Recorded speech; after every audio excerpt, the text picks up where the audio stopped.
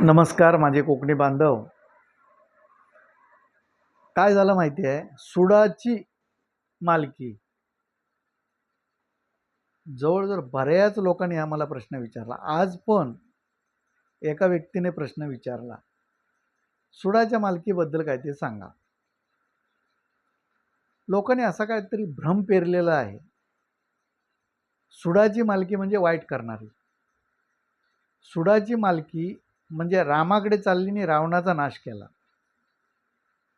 कृष्णाकडे चालली आणि कंसाचा नाश केला, भवानीकडे चालली आणि दैत्याचा नाश केला. ह्याला सुडाची मालकी म्हणतात. पण लोकांना असा काहीतरी एक भ्रम आहे की वसाकडे सुडाची मालकी आहे. अरे पण वस तो आज्ञेत मर्यादेच्या असेल तर सुडाची मालकी कधी चालते? एखाद्याने आपल्यावर अन्याय केला, आपल्या कानपटीत मारली आणि मर्यादेवर आपला पूर्ण विश्वास असेल आणि आपण मर्यादेला जर सांगू, आई हे काय झालं आहे ते तुझे तू बघ, मी चोर नाही, त्याच्यावर अन्याय केला नाही, मी त्याच्या जीवाला लागेल असं काहीच वर्तणूक केलेलं नाही आणि आज त्याने माझ्यावर अन्याय केला, तर ती सुडाची मालकी सुटते आणि त्याला शिक्षा देते. पण लोकांचा असा भ्रम आहे की मी मानकरी आहे, मी वस आहे. देव काय तुमचा गडी नाही. तुम्हीच चोरी करून आणि माझी चोरी लपावी म्हणून सुडाची मालकी जर सोडायला गेलात तर उलट त्याला त्रास होणार नाही, पण तुम्हाला तुमच्या अवलादीलाही त्रास होऊ शकतो. सुडाची मालकी सत्याची असते. पण काही लोक जे आहेत, एखादा माणूस गेला, वशिक पुरावा त्याला दिसतो माणसाला, हा बाबा वस आहे, मग त्याच्याकडे सुडाची मालकी आहे.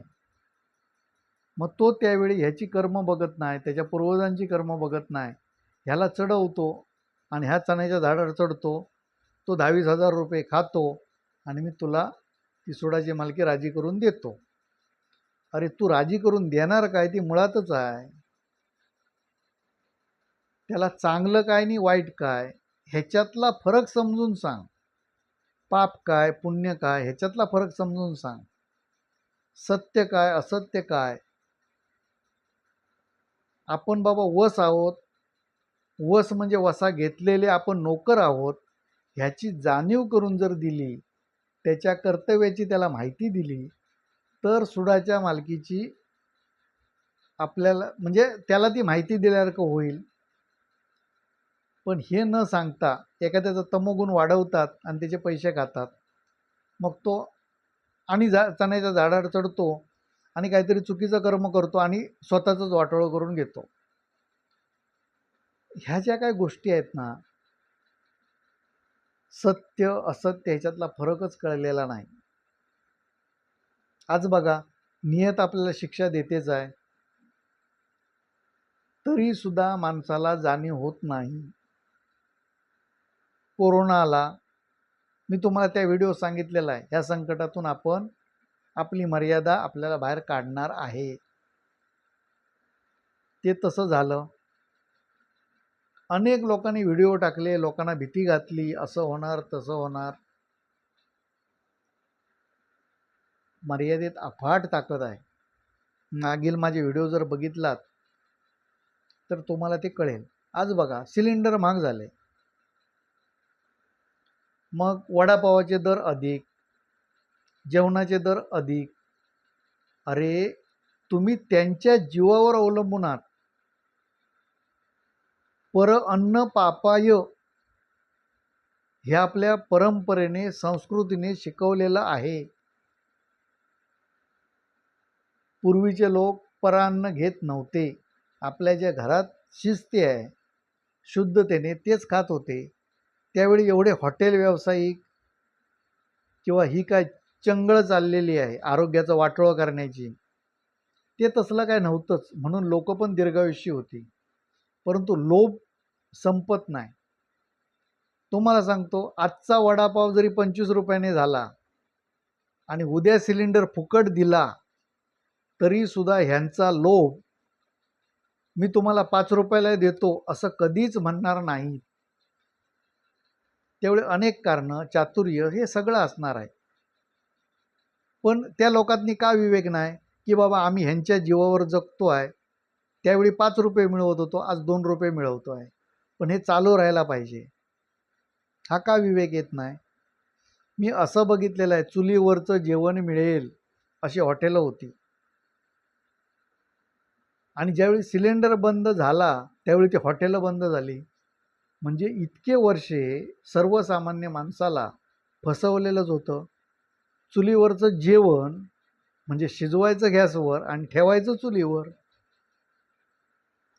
म्हणजे काय लोभ आहे आणि काय मूर्खपणा आहे.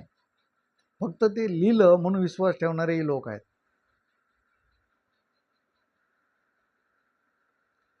म्हणजे अशी मी आता सहज असं टी व्हीकडे बघितलं त्यावेळी मला कळलं की तांबडा रसा पांढरा रसा हे बंद होणार.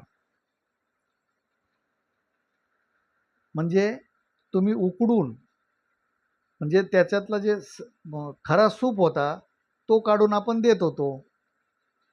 आणि मटण म्हणून जे उकडलेलं असायचं आपण जे कुत्र्या मांजरांना घालायचो ते आपण लोक स्वतःच्या घरातलं चांगलं जेवण टाकून तिथे जेवायला जायचो. आज सत्य बाहेर आलं की नाही?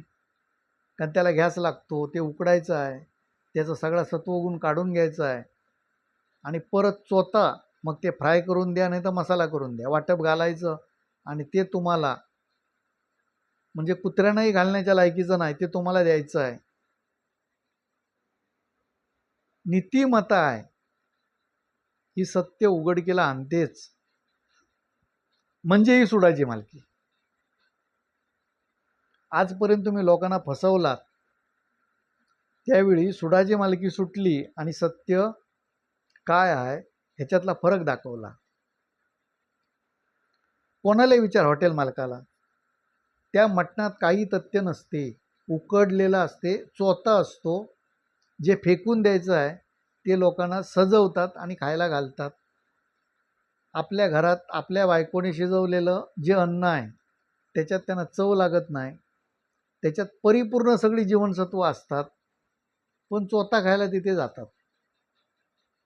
म्हणजे नियती शिकवते की नाही? हीच सुडाची मालकी. म्हणजे बघा दोन बाजूने आहे. जनाचा लालची स्वभाव हा फसवण्याचा प्रयत्न करत असतो व्यापारी दृष्टिकोनातून. दुसरा दैविक दृष्टिकोनातून आभास तयार करतात, एखादी गोष्ट दाखवतात, आभास तयार करतात, त्याच्याकडून पैसे खातात.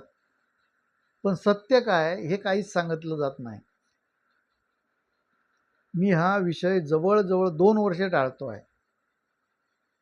सुडाची मालकी काय ते सांगा. मला हजाराच्या वरती फोन आलेले असतील, पण आज इच्छाच झाली, आज बोलावंच. सुडाची मालकी याचा अर्थ असा आहे की स्वतःची ओळख करून देणारी ती सुडाची मालकी.